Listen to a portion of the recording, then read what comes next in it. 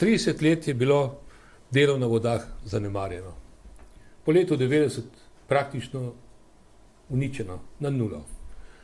Malo v šali rečem, vodarji me večkrat rečejo, so bila obdobja, ko nismo imeli za burek.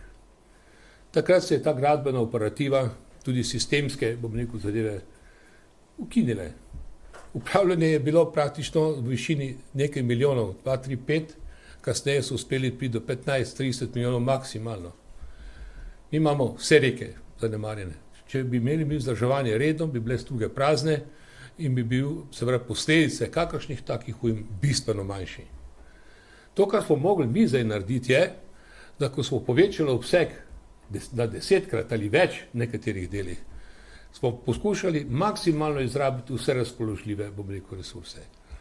Kolegica, državna sekretarka, ki skrbi za področje voda, je povedala, da sem podvojil število zaposlenih na direkciji,